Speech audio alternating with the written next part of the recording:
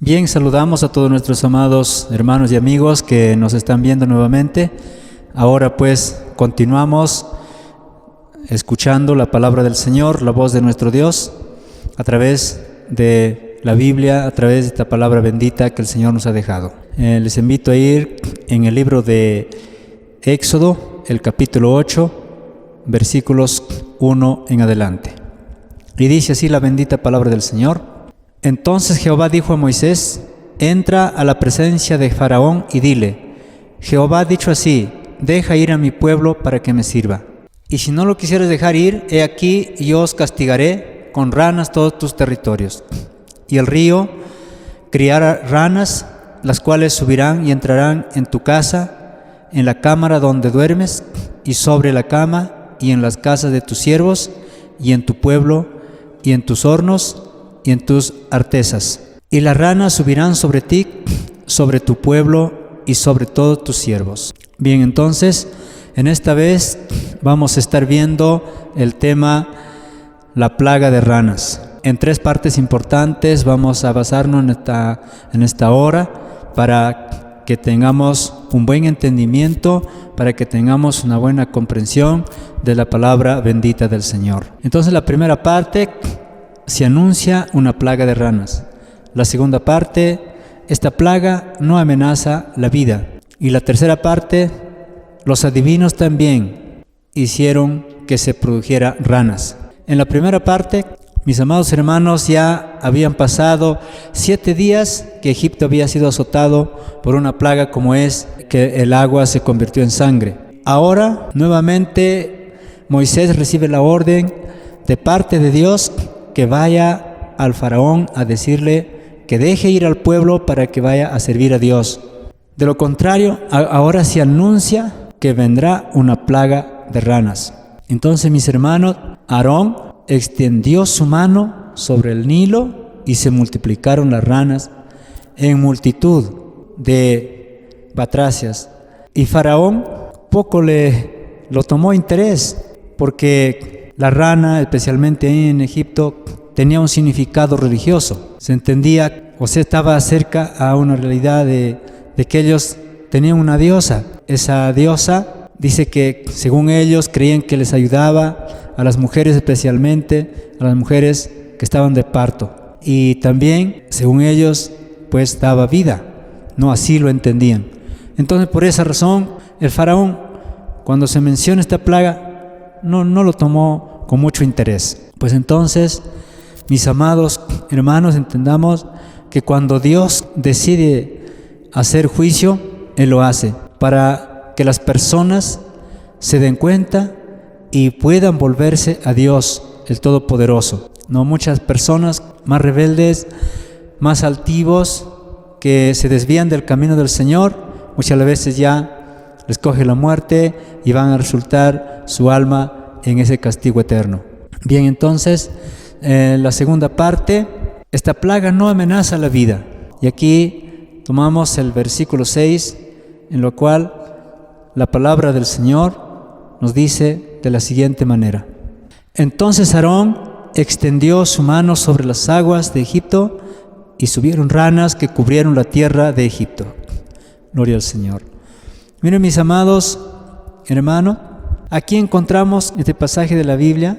En realidad, lo que se había anunciado anteriormente, ahora se está cumpliendo, ¿no? Dijo que iba a haber ranas, va a ser una plaga de ranas, que en el río se iba a multiplicar cantidad de ranas, y así fue. Se estaba cumpliendo la bendita palabra del Señor.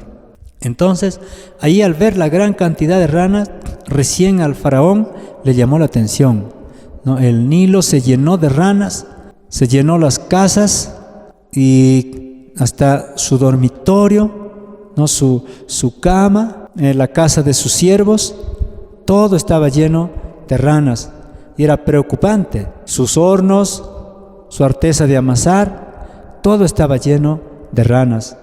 Entonces, cuando el rey, el faraón, se sentaba, también le subían las ranas por su cuerpo. O sea, era terrible esta plaga. Ahora sí, el rey se puso preocupante, ¿no? Se preocupó bastante de esta gran realidad. En la tercera parte vemos rapidito la palabra del Señor. Es tan fácil de poderlo entender y ser temerosos de Dios, que es lo más importante.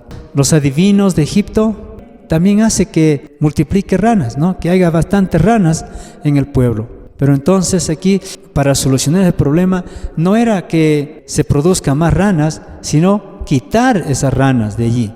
Los adivinos de Egipto no pudieron quitar esa rana, ¿no? Aquí tenemos el versículo 7, capítulo 8 de Éxodo. Y los hechiceros hicieron lo mismo con sus encantamientos e hicieron venir ranas sobre la tierra de Egipto. Entonces, allí vemos que esas personas, llamados los adivinos o hechiceros, hermano, también hicieron eso, pero no pudieron quitar esa plaga, ¿no?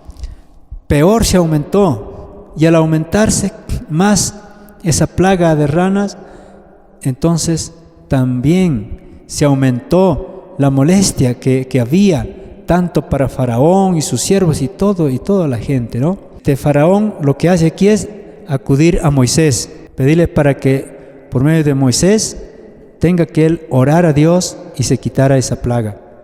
Y él prometió diciendo que ahora sí va a dejar ir al pueblo de Israel, ir a que sirvan a Dios, ¿no? Entonces, hermanos, aquí podemos notar, cuando él ora al Señor, el Señor quita esa plaga. Él había hecho una promesa, o sea, Faraón había hecho una promesa diciendo, ahora sí voy a dejar que el pueblo vaya a adorar a Dios, ¿no? Entonces, mis amados hermanos, es que es Dios quien puso esa plaga. Gloria al Señor. Entonces, el único quien podía quitar esa plaga era Dios, porque Él es el que puso esa plaga. Y lo vemos que la Biblia lo registra en el Salmo 105, el versículo 30. Ahí dice, su tierra produjo ranas, hasta en las cámaras de su raíz. Entonces, mis amados hermanos, Dios es el que quita esa plaga. Cuando es por parte de Dios que viene esa plaga, que viene una epidemia, una pandemia, entonces Dios tiene que quitar. Cuando el hombre se humilla, cuando el hombre empieza a buscar a Dios, cuando el hombre decide apartarse del pecado y buscar al Señor. Pero ¿qué sucede? El hombre, en vez de apartarse del pecado, en vez de humillarse, peor se rebela, peor se pone altivo, peor insiste en que ya no se sirva a Dios. Ni ellos sirven a Dios, ni tampoco quieren dejar que otros sirvan a Dios. Entonces, es terrible la actitud de muchas personas, siendo que Dios nos da la vida. Dios es el quien nos da el aire que respiramos. Dios nos da el agua. Por Dios tenemos todo para poder vivir en esta tierra. Entonces, mis amados hermanos, quisiera llevarles aquí a otro pasaje de la Biblia, en Jeremías, el capítulo 10 y el versículo 10, en el cual nos dice la palabra del Señor: mas Jehová es Dios verdadero, Él es el Dios vivo y Rey eterno. A su ira tiembla la tierra y las naciones no pueden sufrir su indignación. En esta palabra bendita nosotros tenemos que entender, Jehová es Dios, no hay otro, Él es el único, Él es el Dios verdadero. Podrán haber muchos otros dioses, pero son dioses muertos, porque no hablan, no ven, no oyen.